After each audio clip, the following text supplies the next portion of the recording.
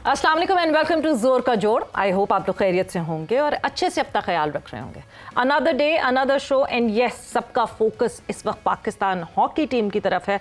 वो इस वजह से बिकॉज ऑब्वियसली अभी एक इवेंट हुआ और उस इवेंट में जो है पाकिस्तान ने 11 साल बाद इस लेवल पे आके जो है एक फाइनल खेला। मगर अभी ही क्यों? जब मसाइल होते हैं, जब मसले होते हैं, उस वक्त क्यों नहीं अटेंशन दी जाती हमारे इस नेशनल स्पोर्ट को? बिकॉज बातें सब ये करते हैं कि हाँ जी जीते क्यों नहीं, ये क्यों नहीं हुआ, फलाना क्यों नहीं हुआ, मगर ये नहीं सोचते कि क्या होता रहता है बैकग्राउंड में। इतनी कवरेज उस तरह नहीं मिलती जिस तरह क्रिकेट को मिलती है और ये तो खैर हर जो खेल है पाकिस्तान का उसको ये मसला होता है। मगर एक चीज़ जो कि the captain of Pakistan hockey team Ammad but ने कही आफ्टर लूजिंग द फाइनल कि we have not lost it.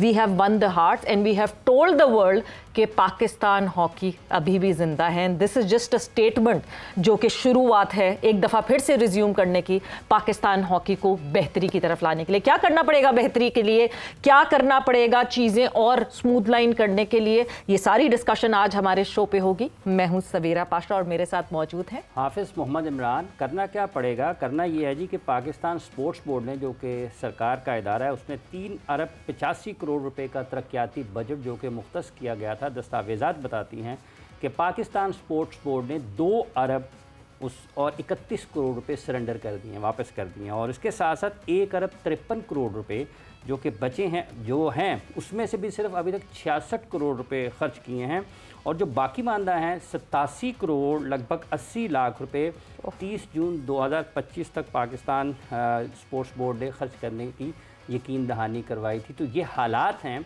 कि आपका स्पोर्ट्स बोर्ड पैसे वापस कर रहा है हुकूमत को कि उनके पास खर्च करने की जगह नहीं थी। इसमें बहुत सारी ऐसी चीज़ें हैं जिस पे वो खर्च कर सकते थे। तो जहाँ पर हालात ऐसे हों, साथ ही साथ आज ही के दिन में हमने अम्माद बट का, जो कि पाकिस्तान हॉकी टीम के कप्तान हैं, उनको भेजा गया एक चेक भी मंजर आम पर आया है जिसमें लगभग कोई 5,600 रुपये की रकम है वो, और उन्होंने इस्लामाबाद जाने से इनकार किया है। तो पाकिस्तान में खेलों के हवाले से बिलखसूस अगर हम वो खेलें जिनको पाकिस्तान की हुकूमत जिनकी सरपरस्ती करती है, उसमें जो बदइंतज़ामी है वो भी एक बहुत बड़ा मसला है। फ़ंड्स का होना या ना होना दोनों सूरतों में एक बड़ा मसला है। खिलाड़ियों के मसाइल अपनी जगह पर मौजूद हैं। ये पेशा वाराना सलाहियतों में कमी इसे कहें, या फिर इसे ये कहें कि वक्त नहीं है, या फिर इसे कहें कि तारीख से वाकफियत नहीं है। जैसे गुज़िश्ता रोज़ जिक्र किया, पाकिस्तान क्रिकेट बोर्ड ने जैसे नज़र मोहम्मद का इंक्लोयर ख़त्म किया, उनके साहबजादे मुदस्सर नज़र भी पाकिस्तान के लिए खेले। तो ये बहुत सारे मसाइल हैं जो कि हमें खेलों में सामने आ रहे हैं। जैसा सवेरा ने जिक्र किया, नेशंस कप का पाकिस्तान हॉकी खेल के आई, पाकिस्तान की हॉकी आगे कैसे बढ़ सकती है, इसी पर हम गुफ्तगू करेंगे। आगे बढ़ने का तरीका क्या है? पाकिस्तान टीम के हेड कोच और जैसा कि तौक़ीर रियाज साहब ने कहा कि एक अच्छा काम फेडरेशन ने किया कि सिलेक्शन कमेटी ख़त्म कर दी और ताहिर ज़मान साहब के हवाले किए हैं चीज़ें। ताहिर साहब हमारे साथ मौजूद हैं। अस्सलाम वालेकुम ताहिर साहब। वालेकुम सलाम, थैंक्स फॉर हैविंग। आगे बढ़ने का क्या रास्ता है? आगे बढ़ने के रास्ते हाफिज़ पहले भी हम बहुत दफ़ा डिस्कस कर चुके हुए हैं कि एक बहुत ही जामिया किस्म की हिकमत अमली चाहिए जिसमें एक स्ट्रॉन्ग फाइनेंशियल प्रोग्राम हमारे पास हो और जिसमें हम इंटरनेशनल जो हाई परफॉर्मेंस की रिक्वायरमेंट हैं उसकी जो बेस्ट प्रैक्टिसेस हैं प्लेयर्स के लिए, उनकी दस्तयाबी को मुमकिन बनाना ही हमारा आगे का प्रोग्राम है। अगर एक ईयर कैलेंडर में हम 40 से 50 इंटरनेशनल मैचेस रखते हैं जो इन बच्चों को खेलने चाहिए, वो 40 से 50 ये एक साल में आइडियल है, ये आइडियल है। लेकिन मिनिमम जो है मैं कहता हूँ 30 मैचेस साल में खेलने ही चाहिए इंटरनेशनल टूर्नामेंट्स की तैयारी के लिए। वो अगर इनको मैचेस मिलते जैसे कि हमने पहले भी प्लान किया हुआ था, लेकिन अनफॉर्चुनेटली जब से ये एशियन चैंपियंस ट्रॉफी 2024 चाइना में ख़त्म हुई है उसके बाद से हमें एक भी इंटरनेशनल मैच नहीं मिला जब तक हम नेशंस कप में जा रहे थे। कितना वक्फा था इस दोनों टूर्नामेंट्स के दौरान? नियरली ईयर 10 महीने तो कह लें हो ही गए ना, 10 नहीं तो 9 महीने हो गए होंगे। लेकिन अगर आप 9 महीने ट्रेनिंग करें लेकिन इंटरनेशनल मैचेस ना खेलें तो आपको कैसे पता चलेगा कि जिन ग्रे एरियाज में आपने काम किया है वो हाई लेवल की जो कम्पिटिटिव सिचुएशंस हैं उसमें प्लेयर्स कैसे उनको डील करते हैं। अप्लाई नहीं कर पाएंगे, जब आप मैचेस में अप्लाई नहीं करेंगे तो आप उनकी डिसीजन मेकिंग को जज नहीं कर सकते।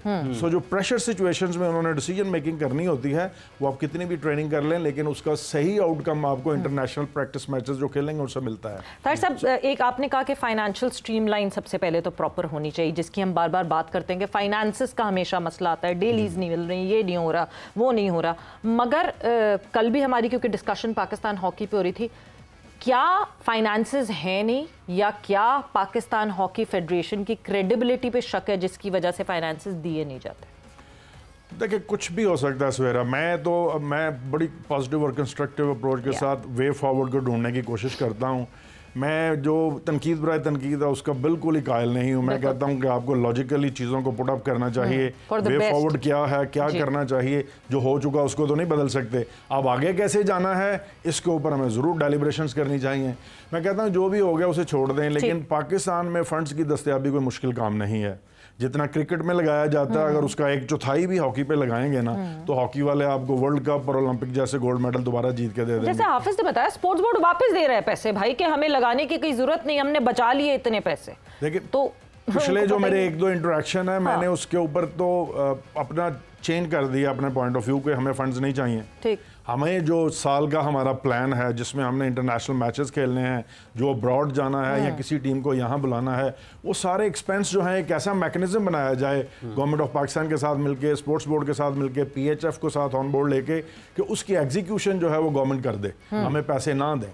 लेकिन आप ये देखें कि बच्चों का क्या फ्रेम ऑफ माइंड होगा कि वो टूर्नामेंट खेलने जाएं और उनको फिक्र पड़ी हो अलाउंसेस की। मैं नहीं समझता कि ये ऐसे फ्रेम ऑफ माइंड में आप अपनी बेस्ट परफॉर्मेंस दे सकते हैं।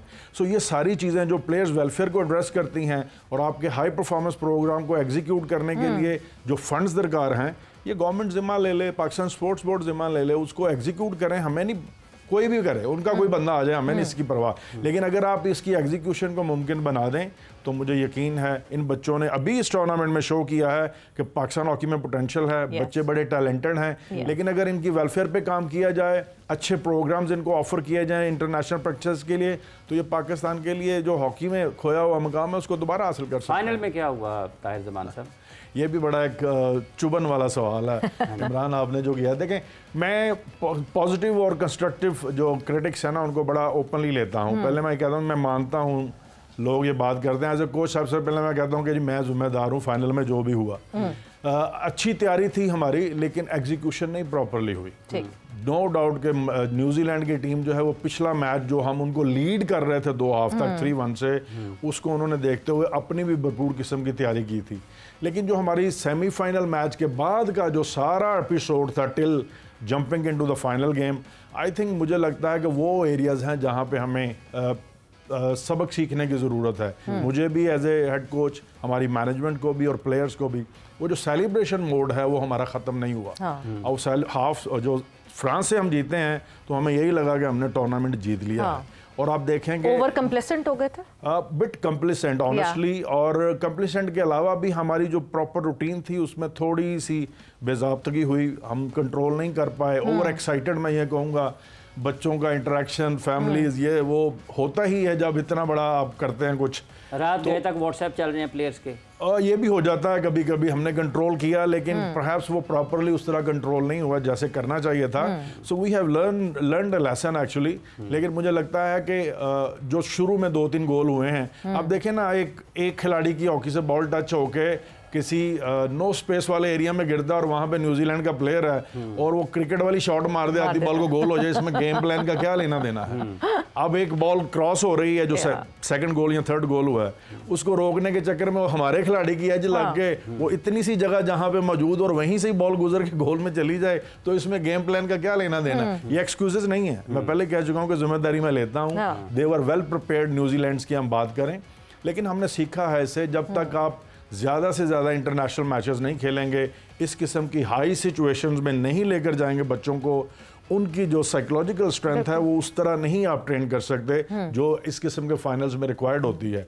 सो मैं यही कहूँगा कि आगे से हम इंशाल्लाह इन चीज़ों को बेहतर करेंगे, लेकिन वरना यही टीम आप कह रहे हैं आगे से फाइनल खेलेंगे इंशाल्लाह। Would it be right to say कि न्यूजीलैंड टीम ने basically strength of Pakistan team decode कर ली थी, क्योंकि पाकिस्तान टीम जब तक अटैक पे होती है तो वो उसी अटैकिंग मोड पे उसी मोमेंटम में फॉलो अप करती जाती है, मगर उन्होंने बॉल मिनट 1 से सेकंड 1 से जो है वो करने ही नहीं दिया अटैक, हम डिफेंस पे ही थे मुसलसल। हम मजबूरी में डिफेंस पे आ गए ना। आई डोंट नो, क्या अगर हम इसको दोबारा से चलाकर देखेंगे ना मैच को, तो हमारे बच्चों की जो बॉडी लैंग्वेज थी उस वो क्लियरली नजर आता है कि they were not very quick. Reaction time हम हाफ में नहीं जाने दिया उन्होंने बहुत टाइम। हमारे खिलाड़ी रिएक्टिव थे, प्रोएक्टिव नहीं थे। yes. सारे इनिशिएटिव न्यूजीलैंड वाले ले रहे थे। सो कुछ ना कुछ हमारी तैयारी में ज़रूर ऐसा हुआ है, हमने उसका ऑलरेडी थोड़ा पोस्टमार्टम कर लिया है और मज़ीद उसका पोस्टमार्टम कर रहे हैं। आई एम श्योर कि बच्चे ऐसी सिचुएशन में जब आते हैं तो ओवर एक्साइटेड हो जाते हैं, लेकिन वी विल मेक श्योर कि नेक्स्ट टाइम अब ऐसी कोई भी सिचुएशन आएगी तो ये रिजल्ट दोबारा नहीं होंगे। अच्छा ताहिर साहब, ये 3-3, 4-4 गोल पाकिस्तान ने किए हैं, ये क्या तब्दीली है आपके फॉरवर्ड्स में? मिडफील्डर्स को देखते हैं, फिर बाद में आप बताइएगा, क्योंकि हमने ये भी सुना है यहाँ पर कि शायद गोल कीपिंग का शोबा बहुत कमज़ोर था, लेकिन ये जो गोल स्कोर करने की सलाहियत है, इसमें क्या फ़र्क आया है पाकिस्तान में और क्यों आया और कैसे आया है? उसमें सबसे पहली चीज़ तो ये है कि हमने उनकी फ़िटनेस के ऊपर काम किया, हमने उनकी पावर और स्ट्रेंथ की जो एबिलिटी है उसको इंक्रीज़ किया है। बड़ी नेचुरल सी बात है, जब आप पावर और स्ट्रेंथ इंक्रीज़ करते हैं तो आपके दिमाग में एक मजबूती वाला एलिमेंट आ जाता है कि मैं पहले से स्ट्रॉन्ग हो गया हूँ। वो जो कॉन्फिडेंस है आपका, वो आपको मैचेस में एक्स्ट्रा ऑर्डिनरी जो चीज़ें हैं वो करने के ऊपर इनकरेज करता है। सो पहले तो हमने इनकी पावर और स्ट्रेंथ के ऊपर काम किया है, फिर छोटी छोटी जो टेक्निकल और टैक्टिकल मिस्टेक्स थी वो उनके ऊपर हमने डी के अंदर जो प्लेयर्स की मूवमेंट है ना उसके ऊपर, उनकी बॉडी पोजीशन के ऊपर काम किया कि बहुत सारे ऐसे चांसेस आते हैं कि खिलाड़ी हाई स्टांस में भाग रहे होते हैं सर्कल में, जब बॉल लेने नीचे जाते हैं तो वो टच होकर निकल जाती है। सो हमने कोशिश ये की है, उनको बताया कि जब आप सर्कल में एंटर होते हैं, जितना लो बॉडी बेंड पोजीशन में रहेंगे आप अपॉर्चुनिटी बेहतर तरीके से ग्रैब कर सकेंगे। ट्रेनिंग में भी क्या होता था, एक टिपिकल सी ट्रेनिंग पैटर्न होता था कि आप शूटिंग की प्रैक्टिस भी कर रहे हैं ना, एक शूट करने के बाद अगर रिबाउंड आता था तो हम छोड़ देते थे, फिर दूसरे की बारी आ जाती थी। हमने इस दफ़ा उनको शूटिंग में भी अगर एक रिबाउंड आया तो आपने दोबारा अटैम्प्ट करना है, अगर फिर तीसरा रिबाउंड आता है फिर दोबारा अटैम्प्ट करना है, जब तक बॉल बाहर नहीं चली जाएगी ग्राउंड से।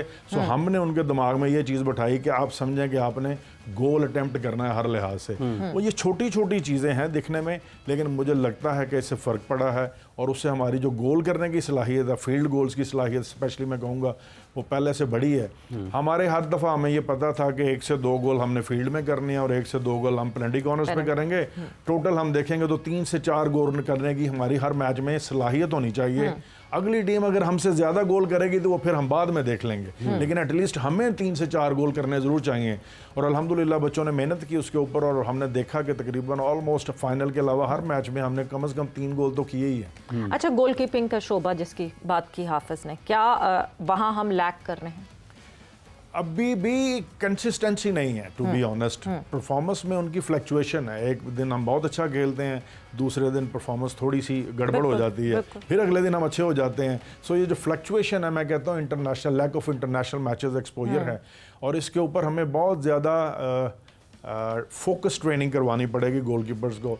मुझे लगता है कि शायद हमें इसके ऊपर प्लेयर्स को बेहतर एक्सपोजर के लिए दूसरे मुल्कों में भेजना पड़े, तो वहाँ पे जाके लीग खेलें या उनको वहाँ पे जाके ट्रेन करवाया जाए, उस एटमॉस्फेयर में उनकी ट्रेनिंग की जाए। लेकिन ये ऐसा शोबा है कि जिसमें मज़ीद हमें काम करने की ज़रूरत है। लेकिन फिर भी हमने मज़हर अब्बास को एज ए गोलकीपर ट्रेनर बुलवाया हुआ था। पहले तो कुछ कैंप्स में ये होता था कि गोलकीपर ट्रेनर ही नहीं होता था हमारे पास। सो हमने ये शुरुआत कर दी हैं और मुझे उम्मीद है कि अब ऑफ सीज़न में भी जब हम इनके ऊपर काम करेंगे तो इनकी जो बेसिक्स हैं वो पहले से और ज़्यादा बेहतर हो जाएंगी। भाई साहब, अगला इंटरनेशनल मैच पाकिस्तान कब खेल रहा है? अगला इंटरनेशनल प्रैक्टिकली तो हाफिज इमरान साहब हमें खेलना चाहिए अगस्त में एशिया कप में। वो देखते हैं, गवर्नमेंट के फैसले के साथ जाएंगे। अदरवाइज हमारा जो फोकस है अभी, जो हमारा टारगेट है वो 2026 वर्ल्ड कप की क्वालिफिकेशन है। वो एंड फरवरी 2026 में होना है।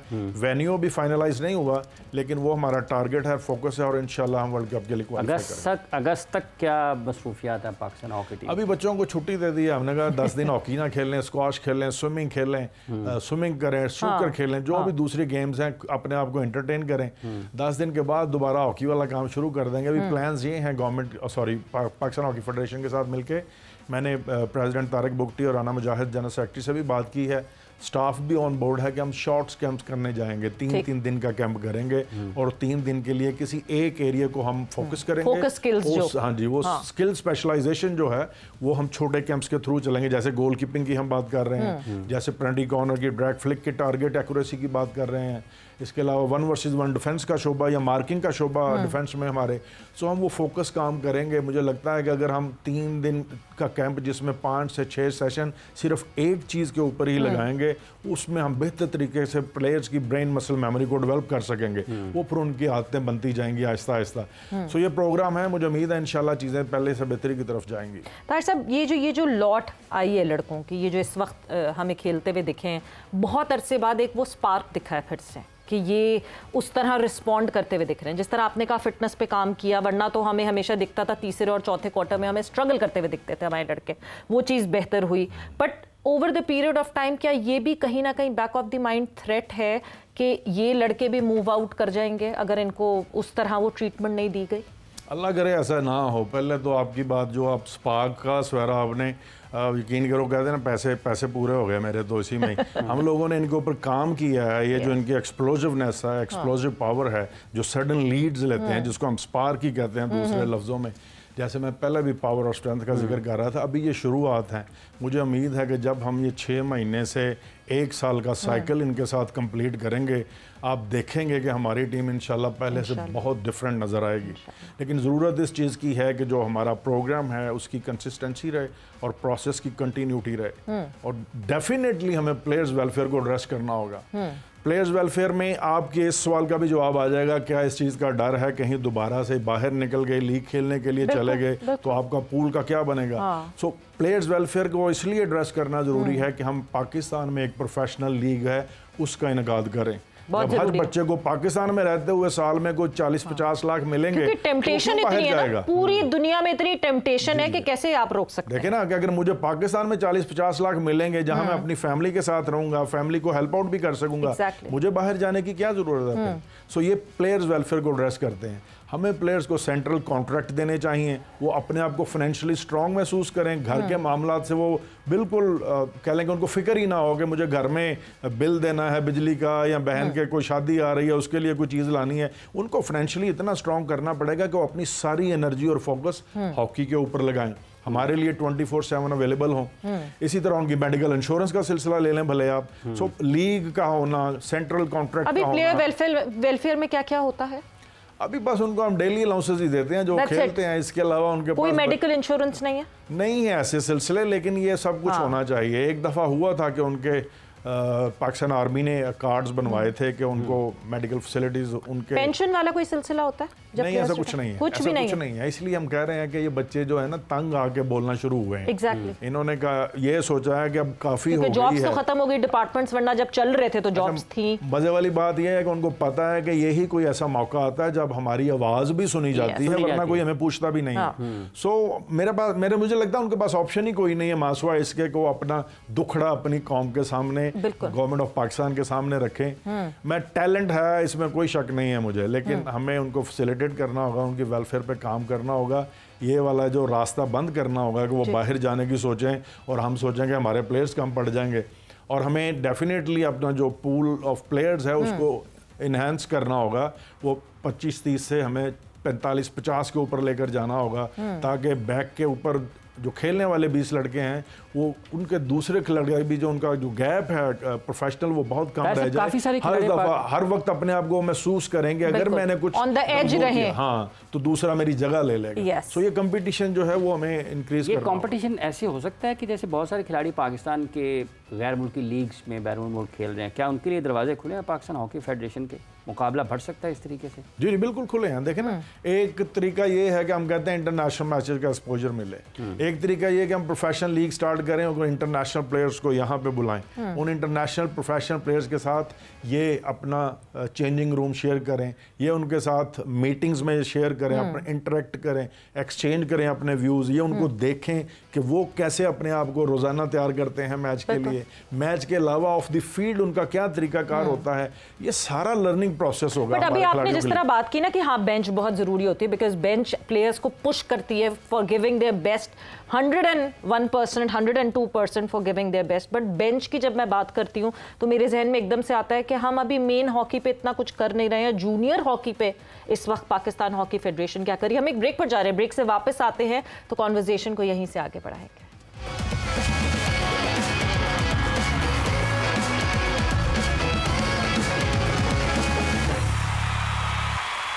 एंड वेलकम बैक टू जोर का जोर। डिस्कशन हमारी जारी है and we are in conversation with the coach of Pakistan hockey team Tahir Zaman साहब। और ताहिर ज़मान साहब, coming back to the discussion, आपने बेंच की बात की थी, आपने बात की कि हाँ जी प्लेयर्स ऑन देयर टोज होने चाहिए, इतना उनको प्रेशर बेंच का होना चाहिए कि हाँ जी एक और अच्छा लड़का बैठा है जो मेरी जगह आ सकता है।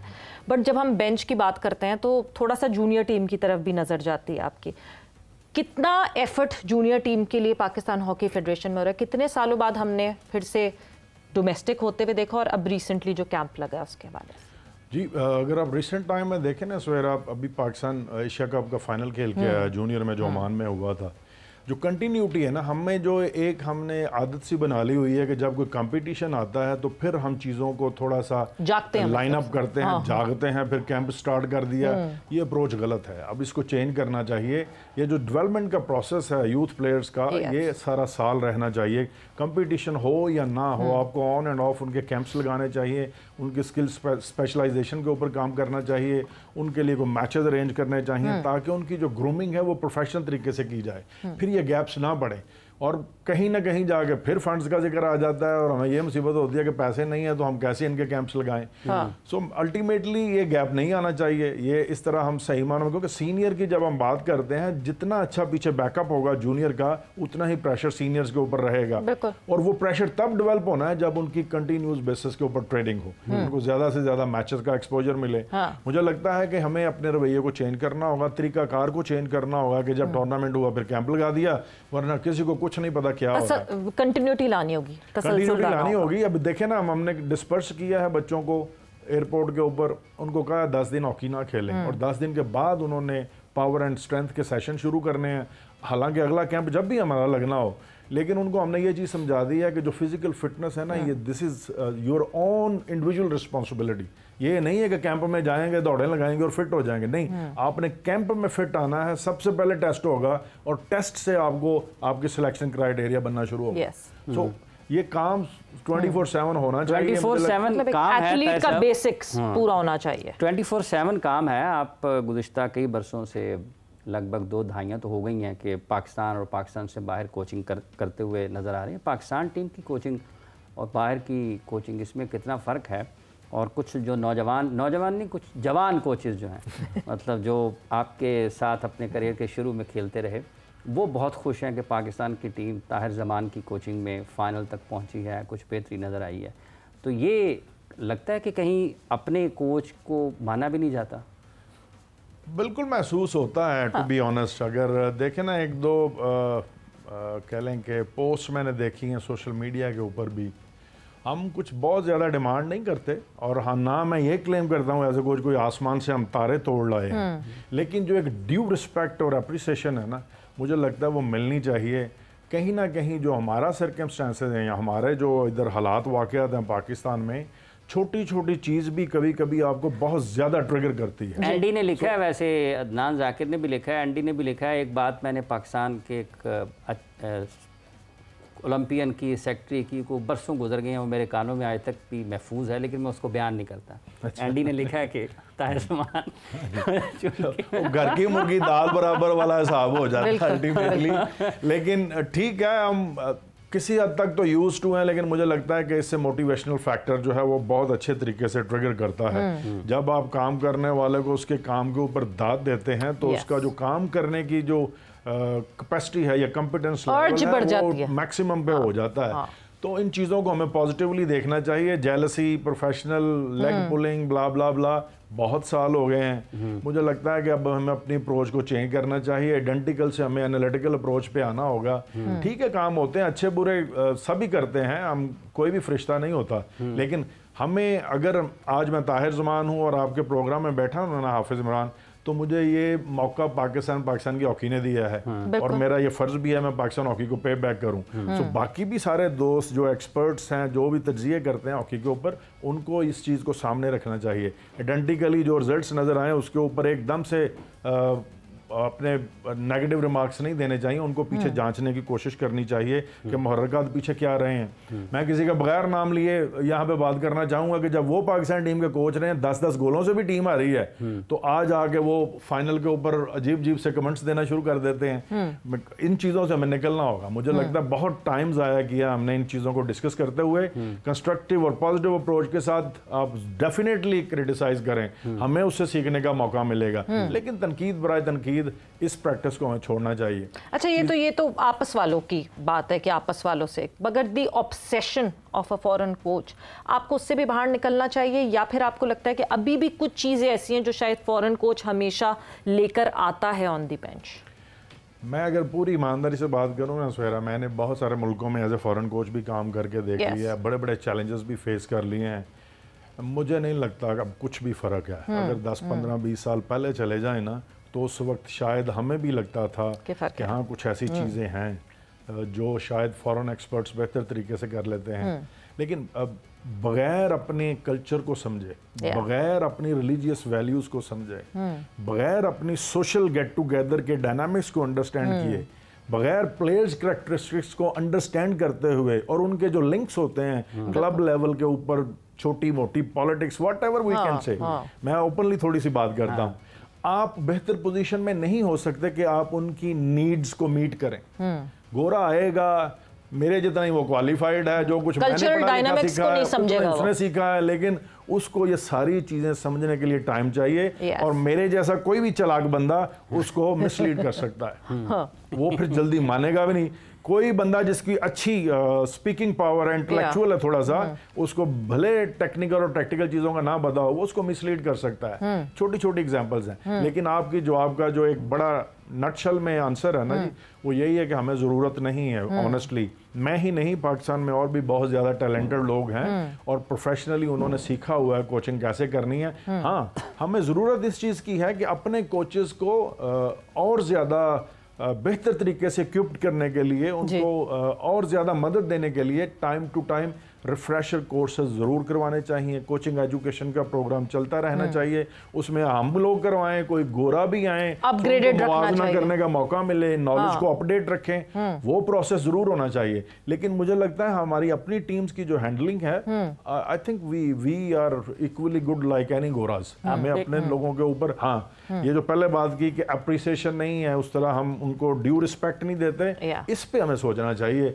अगर हम वो सब करें तो आप देखेंगे कि हमारे अपने कोचेस जो हैं वो बहुत बेहतर नहीं। लेकिन अगर वो ये कहे, अगर कोई ये कहे फलां जूनियर चैंपियनशिप हो रही है या नेशनल चैंपियनशिप हो रही है, और वो पीछे स्टेडियम के ऊपर बैठे 8 पाकिस्तान हॉकी फेडरेशन के बड़े, ये एंड कोचिंग च ना मैं ताहर ही नज़र आ रहा है, ताहर जिस तरह कोचिंग करता है वैसी कोचिंग करता है। अच्छा, इस पर फिर बात करें, मुझे बताइएगा। आपने कहा कि सिलेक्शन उसकी गैर मुल्की कोच की ज़रूरत नहीं है, सिलेक्शन कमेटी की भी ज़रूरत नहीं है। इससे क्या फ़ायदा उसके ना होने का और क्या फ़ायदा नुकसान है उनके होने का? मेरा पॉइंट ऑफ व्यू बड़ा क्लियर है हाफिज़ इमरान इसके ऊपर। मैं कहता हूँ सिलेक्शन कमेटी होनी चाहिए मुल्क में टैलेंट हंट करने के लिए। जितने भी आपके डोमेस्टिक कंपटीशंस होते हैं, आप अपने बंदों को, एक्सपर्ट्स को एज ए सिलेक्टर उनको यूज़ करें कि उनका काम हो कि वहाँ से टैलेंट हंट करें, उन प्लेयर्स स्काउट्स का काम करें, स्काउटिंग का काम करें अल्टीमेटली। आप देखें ना, मैं आपसे सिर्फ किसी भी एक आम बंदे से भी आप सवाल करेंगे, अगर आप नेशनल टीम के हेड कोच हैं और आपने कोई 3 कैंप किए हैं उनके साथ 10-10 दिन के, और 1 महीना आप उनके साथ रहे हैं और आपका स्टाफ उनके साथ रहा है, आप उन बच्चों को बेहतर जानते हैं, उनके डूज डोंट्स और उनकी जो कॉम्पिटेंस लेवल की कैपेसिटीज हैं, या जो सिलेक्टर 1 दिन या 2 दिन आगे ट्रायल्स देखेंगे वो बेहतर जान सकते हैं। ये सिंपल सी बात है कि मैनेजमेंट से बेहतर नहीं जान सकते आप लोग। फिर मैं समझता हूँ कोई भी हो, ताहिर ज़ुबान नहीं, आप हो, XYZ कोई भी हो, ये हेड कोच को चाहिए कि अपनी टीम के, अपने स्टाफ के साथ मुशावरत करके बेस्ट जो भी बच्चे हैं, फेयर होनी चाहिए, ऑनेस्ट सिलेक्शन होनी चाहिए, उनको सिलेक्ट करें।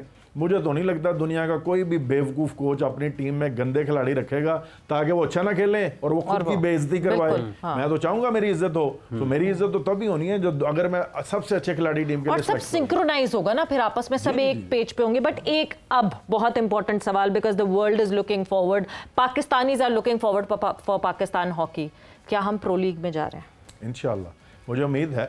क्या हालात हैं इस वक्त न्यूजीलैंड हॉकी की अगर मैं बात करूं तो? फाइनेंशियल क्राइसिस में है। पिछला भी उन्होंने एडिशन जीतने के बाद भी नेशन कप जब प्रो लीग में उन्होंने जाना था तो उन्होंने माजरत कर ली थी, उसी वजह से फिर आयरलैंड को दोबारा मौका मिला प्रो लीग में खेलने का। अभी भी मुझे लगता है ऐसे ही हालात हैं, और उनके मेरे हेड कोच से भी बात हुई थी फाइनल मैच के बाद। अभी मैं आपसे ब्रेक के दौरान उस पर तज़किरा भी कर रहा था। मुझे लगता है कि अभी भी 70% चांसेस यही हैं कि वो नहीं जाएंगे प्रो लीग में, क्योंकि फाइनेंशियल क्राइसिस में है न्यूजीलैंड वाले, और हॉकी को न्यूजीलैंड में ऐसे प्रायोरिटी नहीं मिलती जैसे पाकिस्तान में हॉकी को प्रायोरिटी मिलती है। सो हमें, मुझे लगता है हमें तैयार रहना चाहिए। अगर ये हमें मौका मिले पाकिस्तान में, जी, हमें अगर ये मौका मिले तो हमें ये मौका ग्रैब करना चाहिए। 2019 का जो पहला एडिशन हम मिस करके आज तक पछता रहे हैं, दोबारा से हमें पछताने वाली सिचुएशन में नहीं आना चाहिए। So government of Pakistan, corporate sector, Pakistan hockey federation, Pakistan sports board, मुझे लगता है सबको इस चीज़ के लिए अभी से सोचना चाहिए कि इनके लिए एग्जीक्यूशन के लिए जो फंड्स हमें चाहिए प्रो लीग में पार्टिसिपेशन के, वो कैसे हमने सिलसिला करना है। मुझे तो लगता है कि अगर हम बहुत प्रोफेशनल तरीके से करें तो ये एक प्रॉफिटेबल बिजनेस हो सकता है। बिल्कुल हो सकता है। अच्छे कॉर्पोरेट सेक्टर्स को लेके आए, उनसे स्पॉन्सर्स लें, जो हमने लगाना है उससे ज्यादा कमाने की। प्रो लीग का फायदा क्या है पाकिस्तान हॉकी को? तो लोग ये भी जानना चाहेंगे ना, प्रो लीग हम कर रहे हैं, इसका फायदा क्या है? बड़ा अच्छा सवाल है हाफिज आपका। देखें, प्रो लीग में टॉप 10 या टॉप 8 से 9 टीमें खेलती। आपने अगर प्रो लीग में जाना है, एक तो पहले प्रो लीग में पार्टिसिपेशन के आपको नंबर्स मिलते हैं, आपकी रैंकिंग को अपग्रेड करेंगे, ठीक है। फिर उसमें खेलने से जो आपकी, स्पेशली जिस कंडीशन में पाकिस्तान हॉकी है इस वक्त, हमें इंटरनेशनल मैचेस के एक्सपोजर की ज़रूरत है। हमें ज़रूरत है कि हम अपने से तगड़े पहलवानों के साथ लड़ें और हमें पता चले कि हम में और उनमें कितना फ़र्क रह गया है और कौन कौन से एरियाज में फ़र्क रह गया है। अगर हम उनसे खेलेंगे ही नहीं तो हमें उनसे अपना मुआवजा करने का मौका कैसे मिलेगा? हम नीचे वाले रैंक में ही रहेंगे तो उनसे तो अपना मुआवजा नहीं कर सकते। हम आज भी समझते हैं कि पाकिस्तान हॉकी में इतनी पोटेंशियल है कि अगर 3-4 साल बेहतर तरीके से एक अच्छे प्रोग्राम के साथ लगाए जाएं तो हम वापस आ जाएंगे अपनी जगह पे जहां पे पहले हम होते थे। सो प्रो लीग में खेलना, Germany, Australia, Holland, Argentina, Belgium और इंडिया जैसी टीमें आपको अपग्रेड करेंगी, आपके लेवल को अपग्रेड करेंगी। 16 मैच खेलने आपने, मुझे लगता है 5 से 8 मैच खेलेंगे ना हम, वो भले हम हार ही जाएं, जरूरी नहीं है ना, भले हम हार ही जाएं, बट लर्निंग कर्व में इजाफा होगा। मैचों के बाद जो हमारी लर्निंग होगी ना, वो जो नेक्स्ट फेज होगा वो डिफरेंट होगा, टोटली डिफरेंट। सो प्रो लीग में खेलने से हमें बहुत फायदा होगा। एक तो अपनी रैंकिंग बेहतर करेंगे और हम अपने प्लेयर्स की, अब देखिए हाई परफॉर्मेंस जो हॉकी है ना, बेसिक कोचिंग फंडामेंटल्स जो है ना, फिजिकल है, टेक्निकल है, टैक्टिकल है, साइकोलॉजिकल है, सबसे जो की रोल प्ले करता है ना हाई परफॉर्मेंस हॉकी में, वो है आपका साइकोलॉजिकल। और साइकोलॉजिकल पार्ट आपका तगड़े पहलवानों से टकरे मारने के बाद, लड़ाई करने के बाद ही इंप्रूव होना है, उसके बगैर मुश्किल है। आप मेंटली स्ट्रांग है हमारे लिए। सो उनका तो 70% नहीं जाने का इरादा आपको लगता है, हमारा कितना % इरादा आपको लगता है कि हम अभी राइट नाउ, वो कौन करेगा कौन नहीं करेगा राइट नाउ? 100% इंशाल्लाह हम तैयार हैं। बच्चे भी इस चीज़ की ख्वाहिश रखते हैं, they are eager to do something for the nation, और ये बहुत बड़ा मोटिवेशनल फैक्टर होता है, बहुत बड़ा ट्रिगर पॉइंट है। बिल्कुल। और हमारे बच्चों में है। और इसलिए मैं कह रहा हूँ कि हमारा अमाद भट्ट इस्लामाबाद जा रहे हैं, आप प्रो लीग में जा रहे हैं, तो अमाद भट्ट का भी चेक जी, अमाद भट्ट भी जा रहे हैं, मेरी उनसे बात हुई है। अमाद, राना वहीद और हनान, कल पाकिस्तान स्पोर्ट्स बोर्ड का एक फंक्शन है, वहाँ पे उन्होंने मदू किया है। और दूसरी डिसिप्लिन के एथलीट्स भी हैं, अरशद नदीम आ रहा है, दस्तगीर नो भट्ट आ रहा है, कुछ और भी शायद खिलाड़ी हैं। सो ताहिर साहब, this pro league would be a big turn around for Pakistan hockey and शायद हम फिर से उन ग्लोरीज की तरफ मूव ऑन कर सकें। But thank you, thanks a lot for being here and again thank you हमें फिर से एक दफ़ा हॉकी की तरफ घसीटने के लिए। एंड आई होप कि इसी तरह की अच्छी परफॉर्मेंसेज हम देखते रहें। बहुत बहुत शुक्रिया। वक्त यहाँ पे ख़त्म हो गया है जोर का जोड़ का। सो सवेरा पाशा को और हाफिज़ इमरान को इजाज़त दीजिए। अपना बहुत ख्याल रखिएगा। टेक केयर, बाय बाय, अल्लाह हाफ़िज़।